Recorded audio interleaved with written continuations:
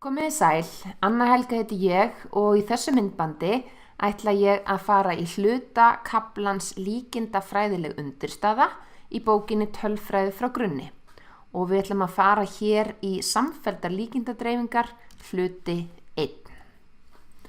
Nú eins og við höfum rætt áður þá það svo að margar slembistærðir fylgja líkindadreifingum af ákveðnum þekktum gerðum. Og líkindadreifingar slembistærða eru samfelldar, slembistærðirnar eru samfelldar en annars strjálar. Við erum búin að fjalla strjálar, slembistærðir og nú ætlum við að skoða og líkindadreifingar og nú ætlum við að skoða samfelldar. Og sú samfellda líkindadreifing sem mest notuð, það normaldreifingin eða normal distribution, stundum kallað Gaussian distribution. Við ætlum sem sagt aðalega að fjalla hana.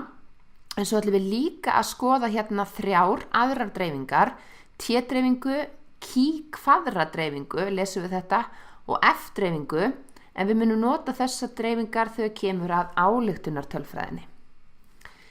En fyrst svona svolítið almennt samfelldar slembistærðir. Nú, samfelldar slembistærðir gildir eftirfarandi og þetta mikilvægt. Líkurnar á því að slembistærðin X taki eitthvert eitt ákveðið gildi í útkomurúmi slembistærðarinnar eru alltaf 0. Við sáum að þetta alls ekki svona fyrir þær strjálu. Þar notuðum við mitt massafallið til að reikna líkurnar á því að slembistærðin taki eitthvert eitt ákveðið gildi. En fyrir þær samfelldu þá gildir þetta almennt. Líkurnar á því að X taki eitthvert eitt ákveðið gildi jafnt og 0. Og það alveg sama hvert gildið Af hverju þetta við komum að því hérna rétt á eftir. En þegar við erum að vinna með þessar samfelldu, þá skiptir í rauninu engu máli. Sjáðu, hér erum við með minna eða jafnt og.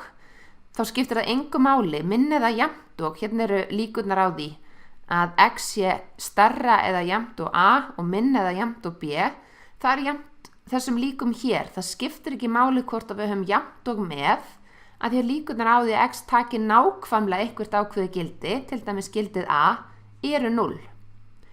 En munið að þetta gildir almennt ekki strjálar slembistærðir, þar þurfum við að vera að passa okkur rosalega mikið. Við þurfum að passa okkur á því hvort að gildið sjálft sé tekið með, þar að segja þetta minni eða jafnt og eitthvað ákveðið gildið kannski bara minnin. En fyrir þær samfelldu skiptir það ekki máli.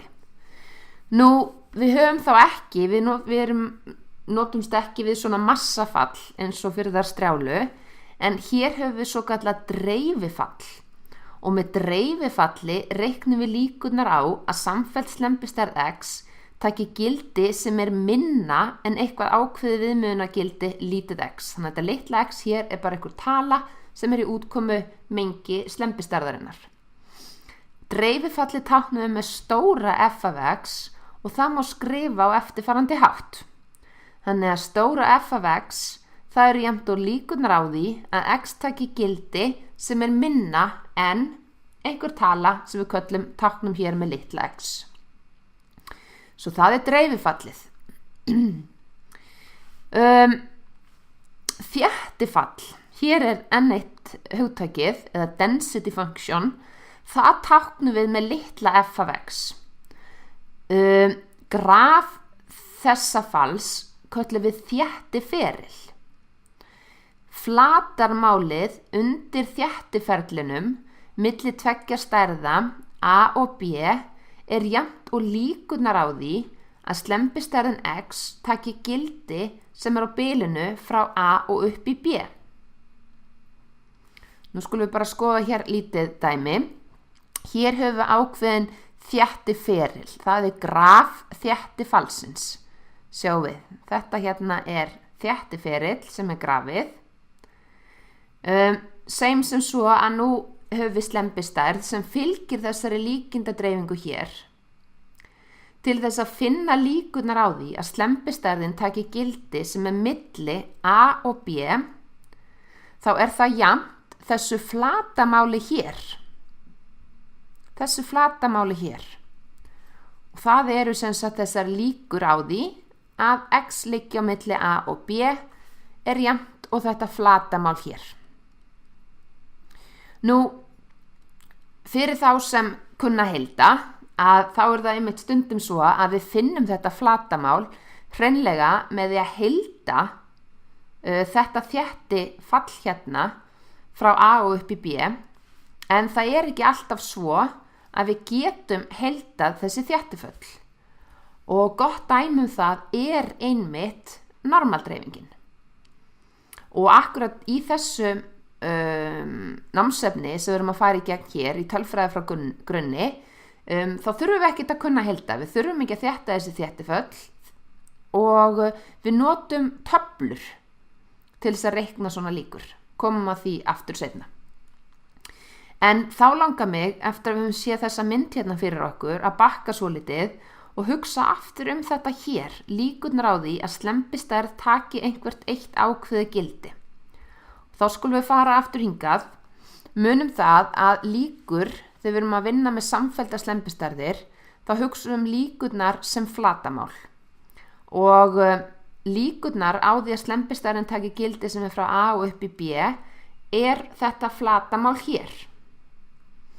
Nú, líkurnar á því að slembistærðin taki bara eitthvað eitt ákveðið gildi, það væri þá bara eitthvað svona eitt strik hérna. Segjum að þetta væri eitthvað gildi litla x, það bara eitthvað eitt strik hérna og svona strik hefur ekkert flatamál.